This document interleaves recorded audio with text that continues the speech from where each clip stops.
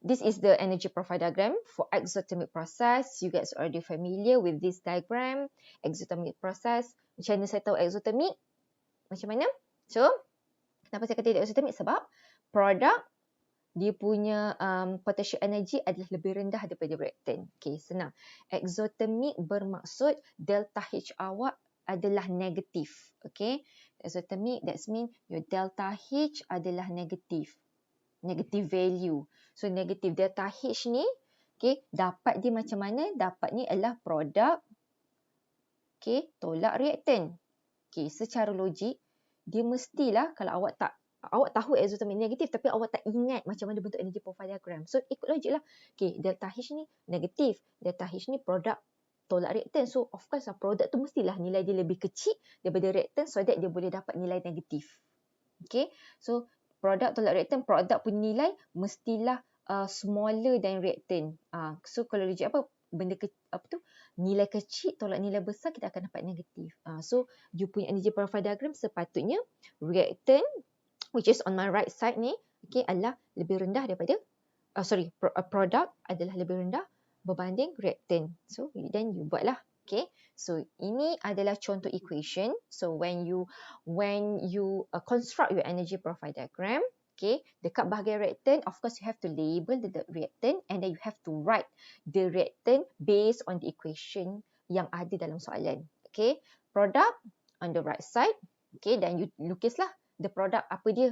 Okay, and then, okay, kat mana, this is the activated complex.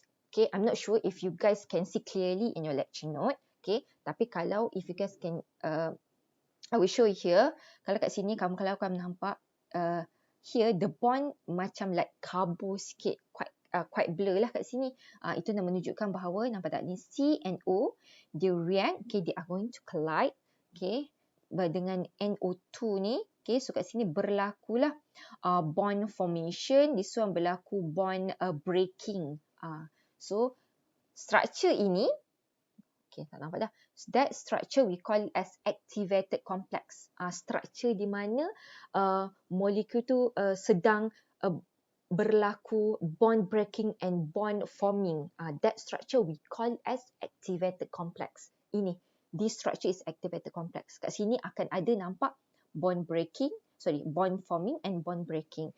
Kalau dalam awak punya lukisan, okay, you can either draw dotted line. Dotted line also can, okay.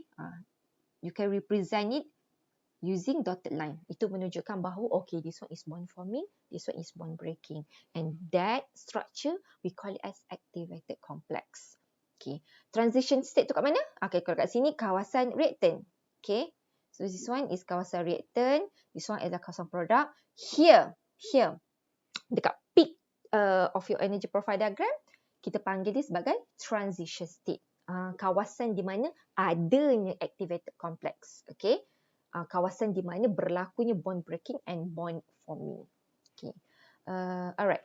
So, selain daripada tu, you guys already learn, okay, and familiar with the energy profile diagram. So, awak tahu kita punya EA. So, when I'm mentioning EA, that means I'm referring to the activation energy. So, activation energy adalah ini.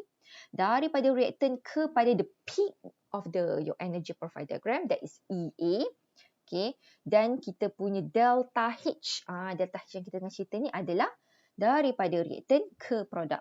Okay. So, kalau tengok nilai produk ni kecil kan, nilai reactant ni besar. So, kecil tolak besar dapat negatif. So, ini adalah exothermic punya proses. Okay. So, itu yang you guys familiar semasa belajar the energy profile diagram. So, now kita tambah sedikit. Okay.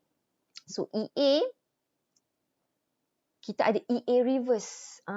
So, benda yang saya nak tambah adalah the term EA reverse reaction and EA forward reaction. So, EA yang selama ni you guys jumpa in energy profile diagram, that's mean from reactant become a product, the EA kita labelkan dia sebagai EA forward reaction. Okay, you guys already familiar with the forward and reverse, SEM 1. Okay, so ini adalah EA forward. EA reverse adalah antara produk ke puncak. Dia sama. EA forward, reactant ke peak. Tu, okay, EA reverse, produk kepada peak. you punya energy profile diagram. Okay, so that's how nak identify mana satu EA forward, mana satu EA reverse. So same goes to the endothermic reaction. Beza antara mereka adalah how the profile diagram looks like. Okay, so endo, saya ulang lagi, endo positif. That means nilai produk punya energy, okay, or the potential energy mesti lagi besar daripada potential energy reactor. So that bila tolak dapat nilai positif. Okay, so that means bila you punya energy profile diagram kena nampak produk lebih tinggi daripada reactant. Sebab nilai dia mesti lagi besar potential energy compared to the reactant. So that's how you, if you understand, you tak perlu hafal this energy profile diagram, tapi you boleh faham, oh endothermic dia adalah positif, maka logiknya potential energy produk aku mesti lagi tinggi daripada potential energy reactor. So that bila tolak aku dapat nilai positif. So nanti the energy profile diagram will looks like this. Okay. So sama juga EA forward dia daripada reactant to the peak. Okay, here nampak besar sedikit sebab of course sebab dia lebih ke bawah, okay, the potential energy for the reactant compared to the EA reverse between product kepada peak. Okay, so kat sini adalah kawasan transition state. Okay, I didn't write here. So this area we call it the peak area, we call it as transition state. Dan dekat sini ada activated complex. So as you can see antara A dengan B, it's a bond forming. B and C bond breaking. Okay, so you akan nampak lah produk kita adalah AB plus C.